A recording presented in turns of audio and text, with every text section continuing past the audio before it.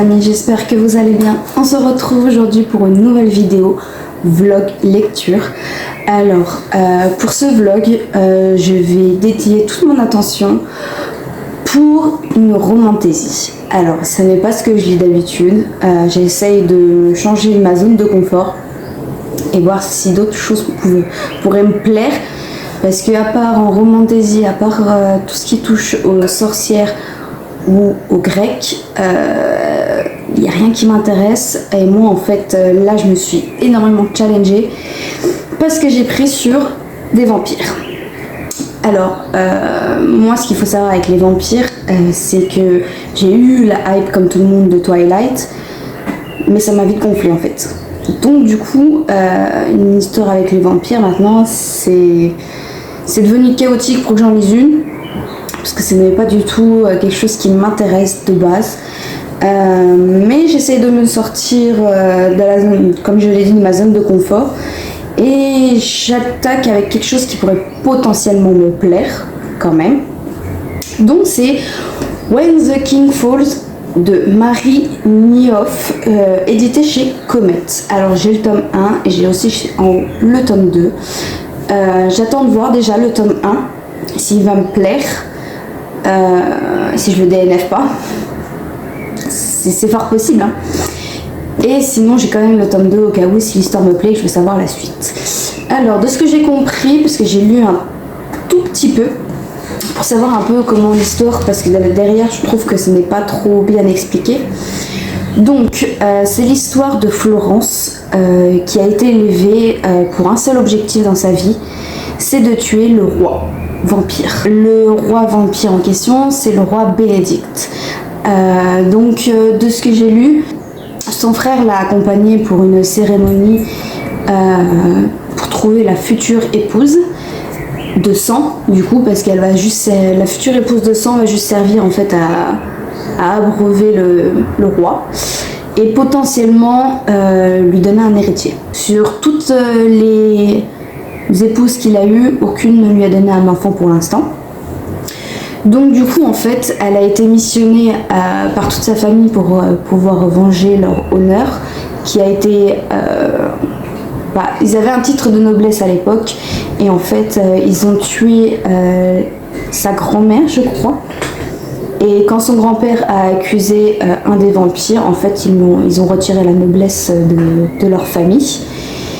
Et donc du coup elle est là pour se venger pour toute sa famille. Et en fait de ce que j'ai compris, c'est il y a une énorme sélection chaque année pour savoir qui sera l'épouse.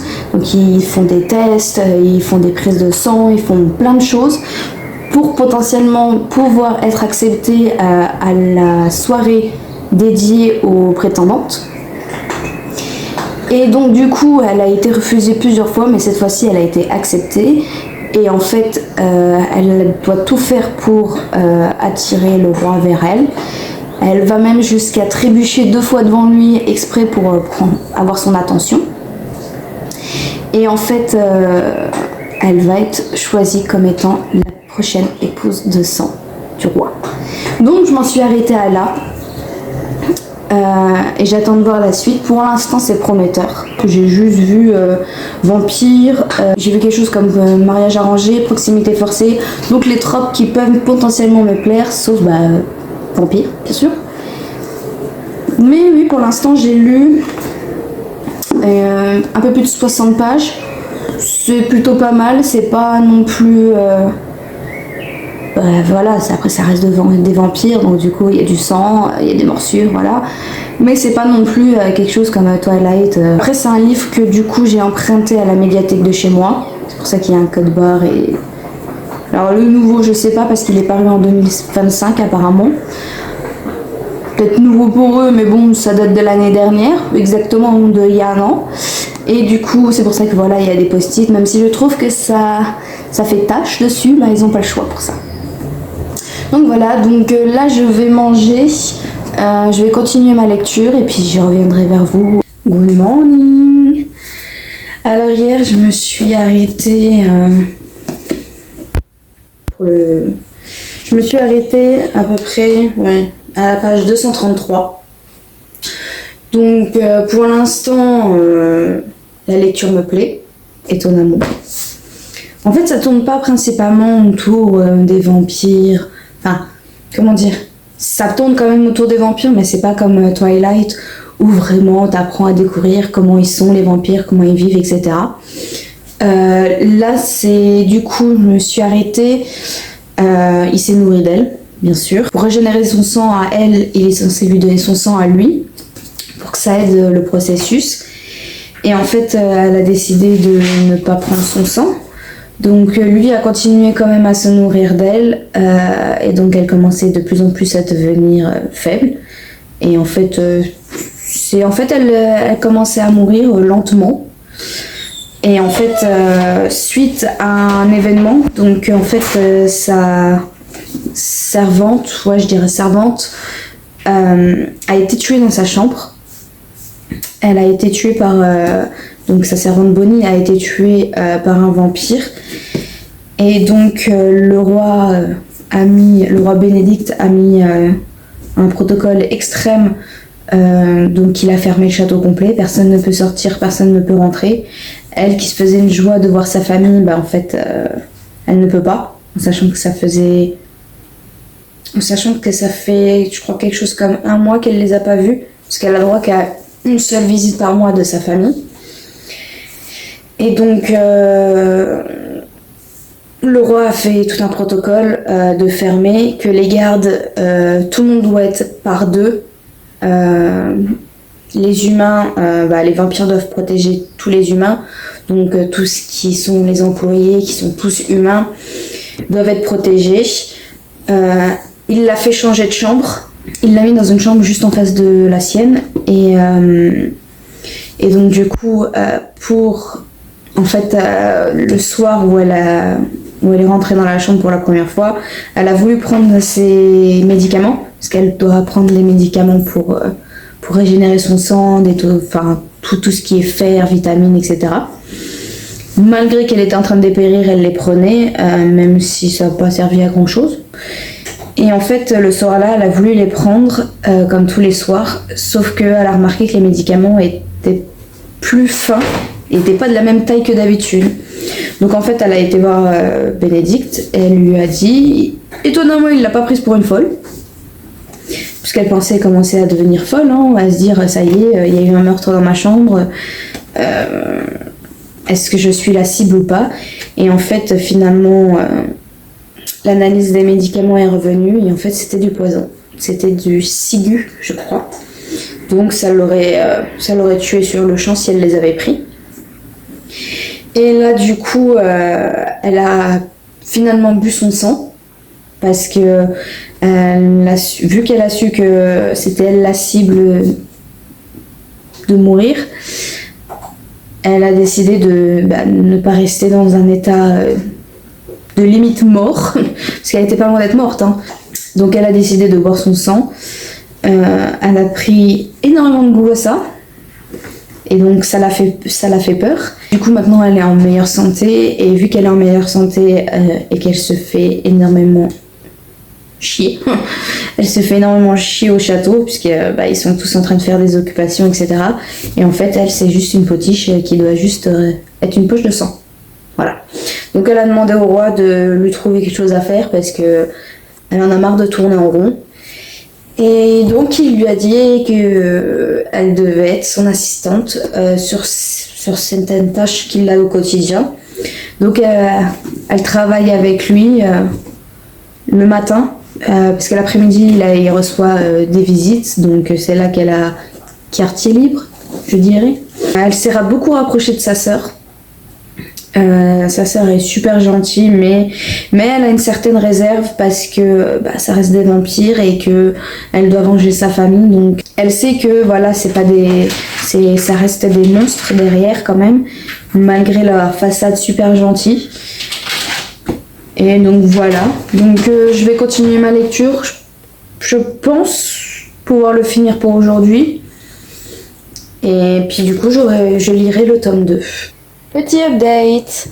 Alors, je viens de m'arrêter à la page 307. Donc, il me reste une centaine de pages pour le premier tome. Alors la suite de ce que j'ai lu, elle s'intègre au fur et à mesure un peu mieux à sa vie au château. Il y a de plus en plus de rapprochements entre Bénédicte et elle du coup. C'est un bon slow burn, hein. Ça a du mal à se construire, mais petit à petit, elle se rapproche beaucoup de sa sœur, à Bénédicte, et de la meilleure amie de sa sœur.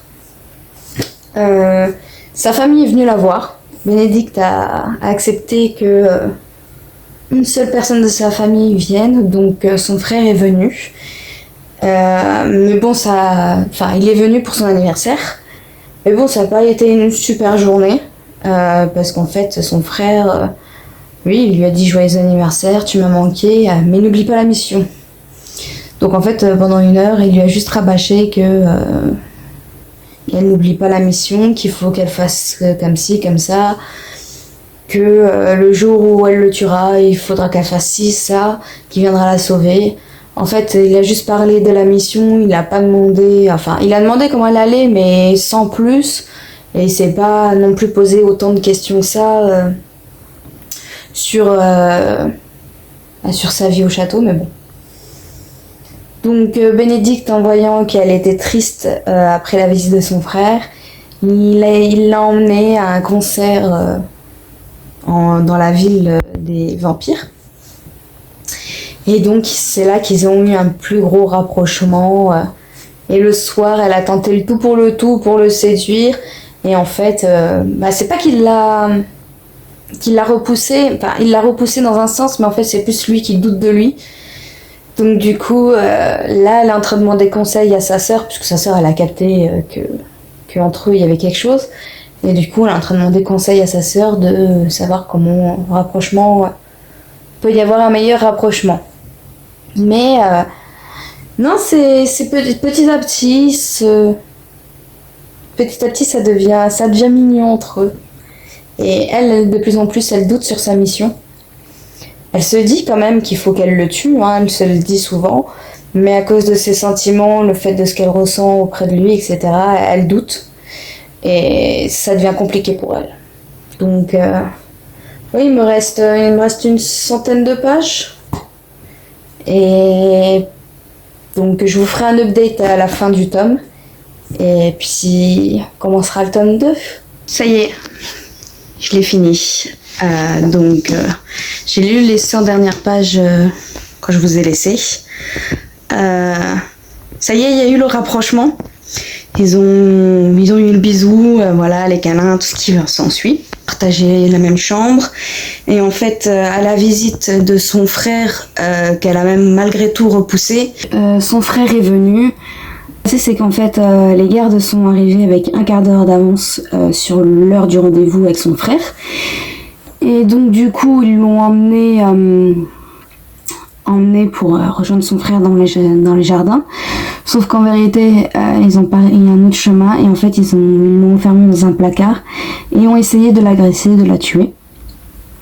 Heureusement, elle a réussi à se défendre contre un. Le deuxième, elle n'a pas réussi à se défendre.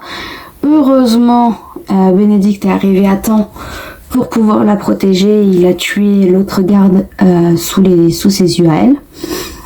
Et donc en fait, son frère, c'est lui qui a donné l'alerte en disant qu'il venait tout juste d'arriver, etc. Donc c'est là que Bénédicte, il est parti à sa recherche. Et du coup, en fait, les gardes en question ne sont pas morts, ils sont morts, mais vont revenir à la vie parce qu'ils n'ont pas été poignardés par une dague d'argent non plus. Donc après ça, elle était mal en point. Bénédicte l'a portée jusque leur chambre. Et là, elle a eu une discussion avec son frère qui lui a dit qu'il fallait pas qu'elle lâche, que c'était toujours la même chose, la mission. Au mollo, elle vient de se faire agresser. Toi, tu la presses sur la mission. Les semaines ont passé. Elle hésitait, elle redoutait le moment énormément. Elle a même demandé à Bénédicte de annuler la fête en question, qui fait que c'était la date rédhibitoire pour qu'elle le tue. il n'a pas voulu annuler, donc ils sont partis à la campagne, à leur maison de campagne pour faire la fête en question. Son frère lui avait laissé un poignard caché dans la salle de musique qu'elle a trouvé, qu'elle a caché dans sa chambre. Et arrivé le soir venu, le soir où elle devait le tuer, elle a énormément hésité, elle s'est mise à pleurer et finalement elle n'a pas pu le faire parce que malheureusement son frère lui en a voulu le lendemain à la fête. Et il a eu une discussion avec elle, elle a essayé de le raisonner, de lui dire que c'était pas un homme si méchant que ça, qu'il faudrait qu'ils revoient leur plan, que vu qu'il y a l'autre association qui veut tuer Florence, donc du coup elle lui explique, elle lui dit attendons un peu, ce n'est pas le bon moment, c'est un homme bon et voilà, il peut nous aider dans notre mission pour aider les humains, nanani. Et en fait il lui donne une coupe de champagne et en fait au moment de la cérémonie ils partagent une coupe de champagne pour sceller leur accord. Et arrivé au moment de la cérémonie où il doit boire son sang pour le solstice d'été, je sais plus quoi. Et ben en fait, il n'a pas bu beaucoup, en fait il a reculé, il a commencé à s'étouffer, Bénédicte. Et son frère à Florence en a profité pour essayer de le poignarder en plein cœur. C'est là qu'elle a compris qu'en fait dans le verre de champagne que son frère lui a donné, il avait mis du poison dedans. Donc du coup, Bénédicte là c'est simple, il est devenu complètement froid. Elle a essayé de lui expliquer que non, elle le savait pas, etc. Il a rien voulu entendre et il les a jetés tous les deux au cachot pour l'instant. Donc voilà sur quoi ça s'arrête. Étonnamment, j'ai beaucoup aimé. De toute façon, je l'ai commencé hier, je l'ai fini aujourd'hui, voilà. J'ai beaucoup aimé. J'ai hâte de lire la suite. Moi, il est mon amant, il sera ma ruine. Londres a sombré dans le chaos après l'échec de la tentative d'assassinat de Bénédicte. Le royaume vacille sous les attaques de la mystérieuse pluie pourpre, donc l'association qui veut tuer aussi Florence, et le complot de la famille Hawthorne. Donc la famille Hawthorne qui est la famille de Florence. Dans sa lutte pour maintenir l'ordre, le roi n'a d'autre choix que de faire de nouveau confiance à celle qui a tenté de le tuer. Même si elle l'a pas vraiment fait. Mais bon. Vu qu'elle est coupable, parce qu'elle l'a voulu au début, sauf qu'à la fin elle s'est rétractée, mais elle est autant coupable. Florence se retrouve piégée dans un jeu dangereux, la loyauté et trahison s'entrelacent. Bénédicte doit choisir entre son devoir envers la couronne et les sentiments qu'il tente désespérément d'étouffer. Puis parce qu'ils se sont dit je t'aime la veille au soir. Je sais pas si je l'avais dit, mais ils se sont avoués leur amour la veille au soir et le lendemain elle a essayé de le tuer quoi. En gros c'est ça qu'ils pensent. Entre jeu de pouvoir, désir inavoué et secret sanglant, les lignes entre l'amour et la haine se brouillent.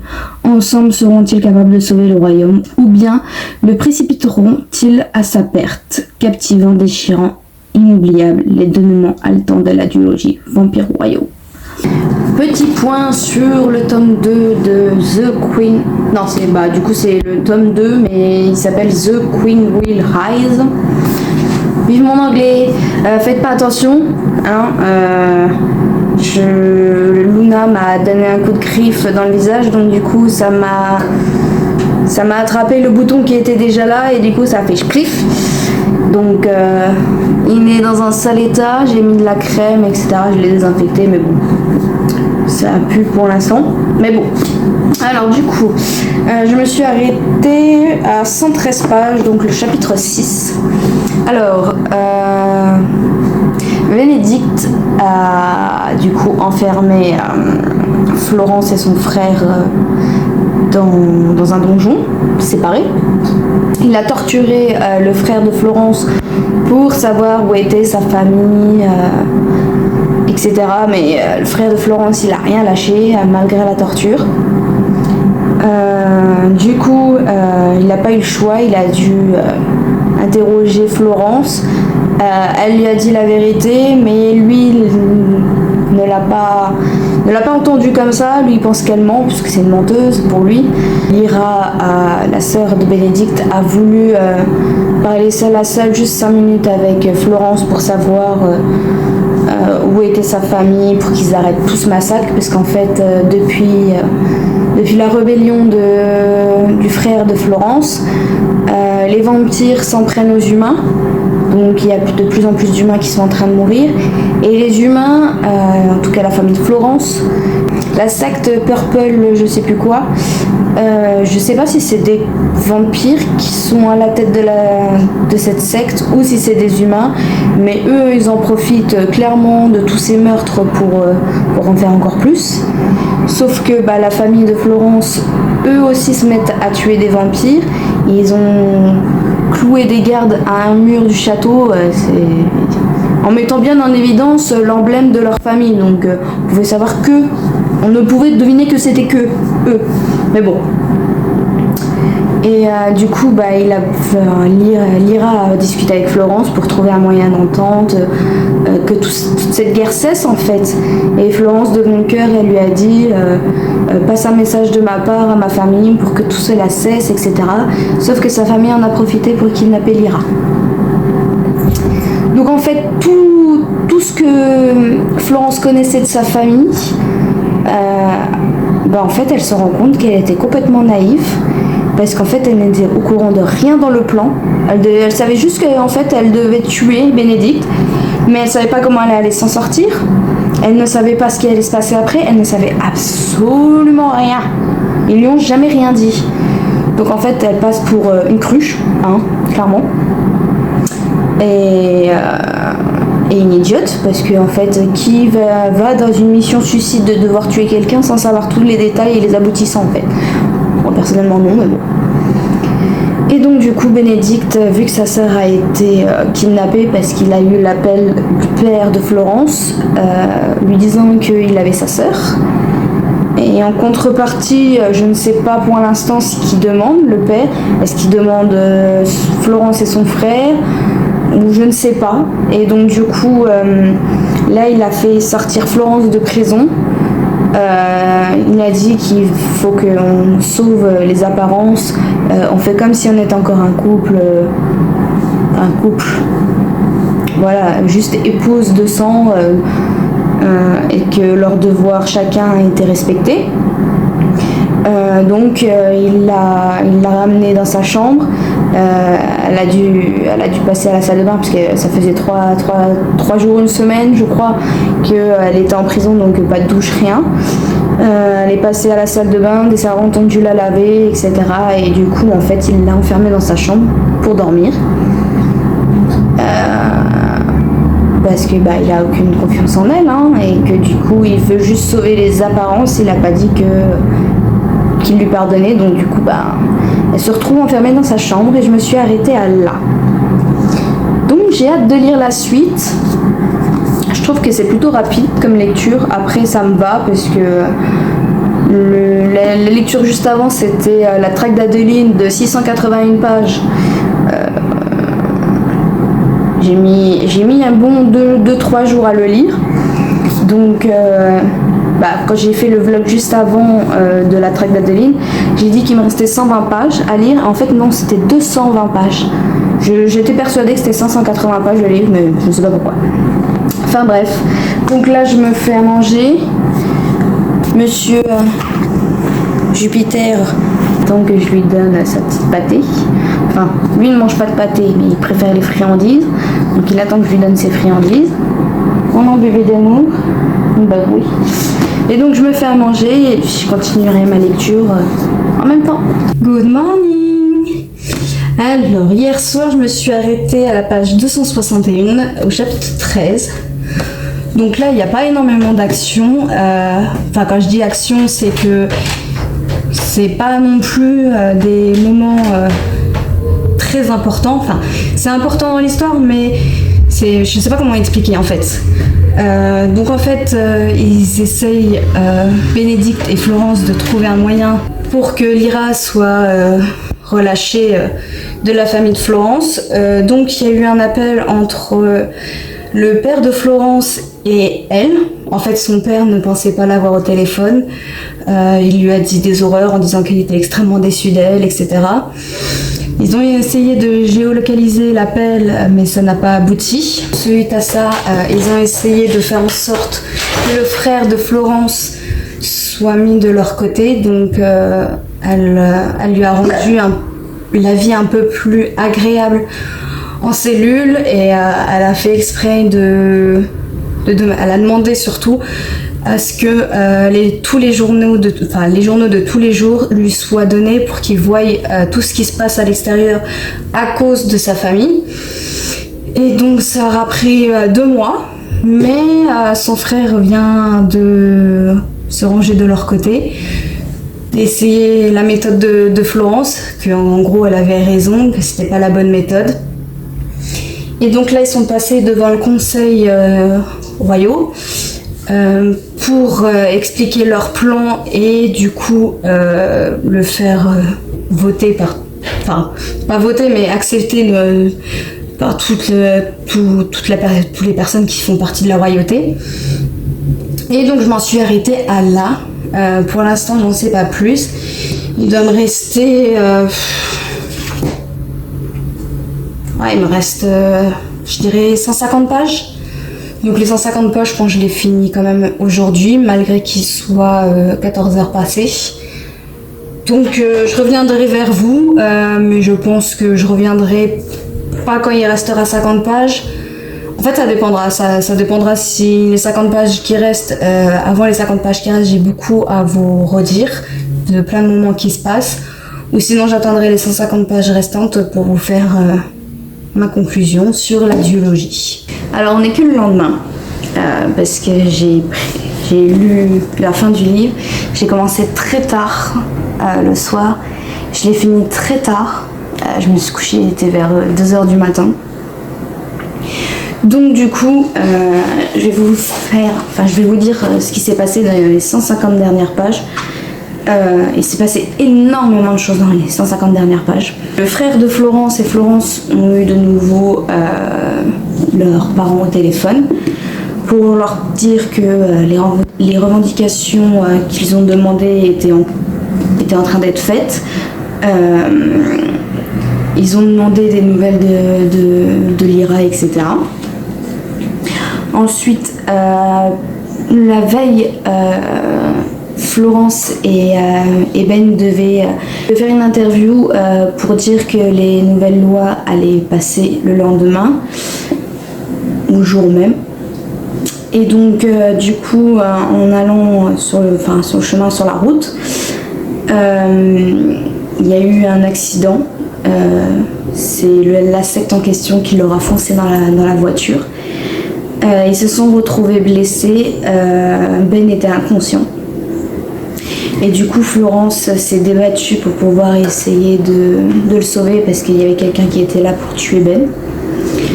Et malencontreusement, Florence a du coup pris un coup de poignard dans le ventre.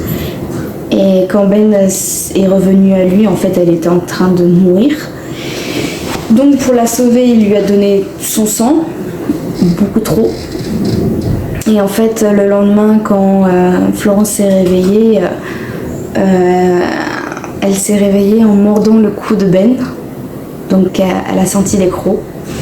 Mais ce n'est pas devenu un vampire. C'est qu'en fait, en donnant une grande partie de son sang, il a créé un lien de sang avec elle.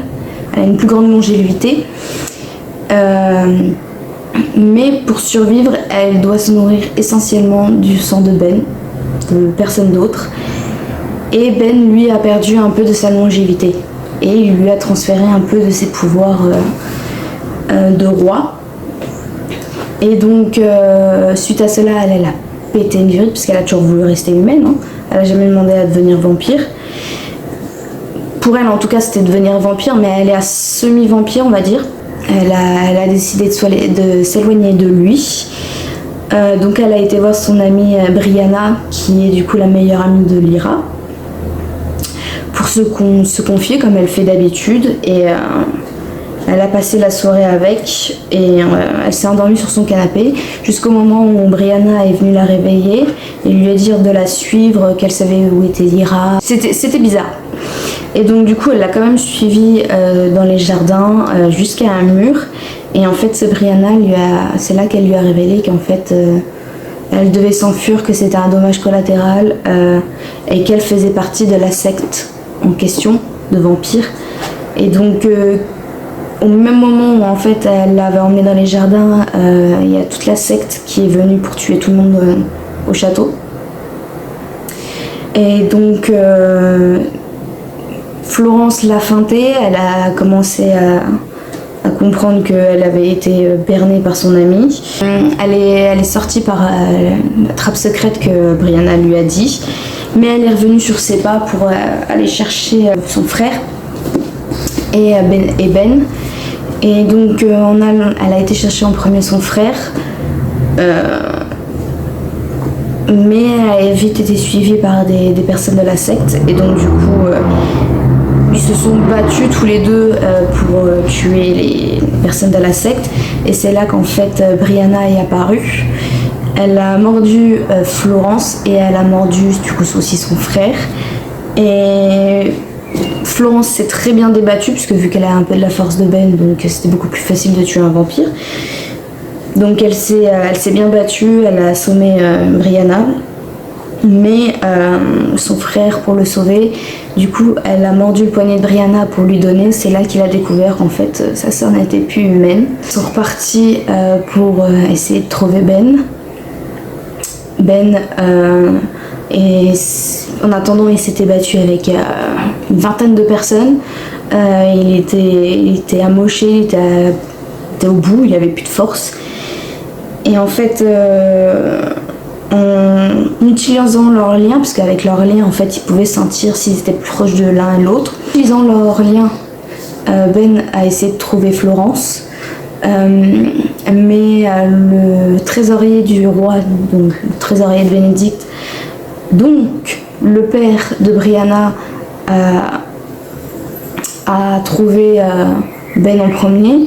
Il lui a dit oui, suis-moi, je sais où est Florence, elle est dans ma chambre, elle est en sécurité avec Brianna. Et en fait Ben a eu quand même un doute, il sentait que Florence était à l'opposé de là où le trésorier lui disait de venir.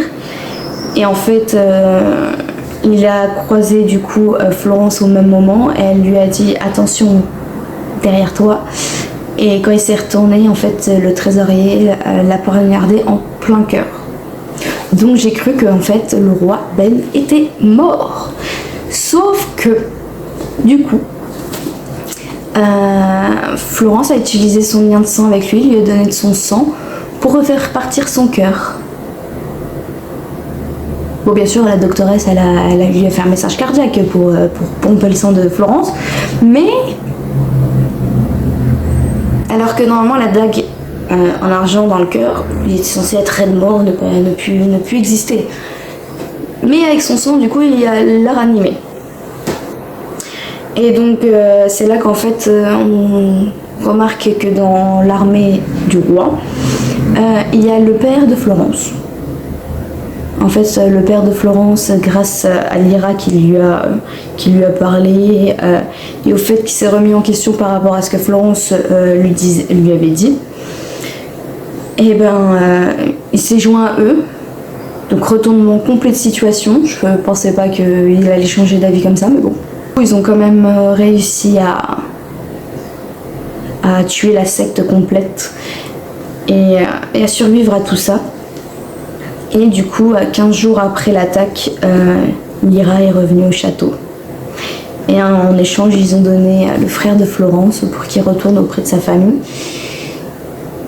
Mais c'est une histoire qui finit bien parce que ils restent quand même en contact, même si la mère de Florence a du mal avec tout ça. Ils restent en contact et pourront toujours venir la voir. Voilà comment ça finit. Donc en conclusion, c'est une duologie que j'ai beaucoup aimée. Est-ce que c'est un coup de cœur? Non, je dirais pas que c'est un coup de cœur non plus, mais j'ai quand même beaucoup aimé. La plume est fluide, J'ai pas eu de soucis de compréhension ou je me suis perdue entre des moments, pas du tout. Et après, c'est la première fois que je lis du Marie Niehoff, mais je crois qu'elle est allemande.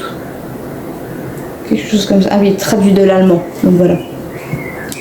Mais franchement, non, une duologie, oui, que je recommande. Après, c'est de la romantaisie, c'est pas ce que je lis d'habitude.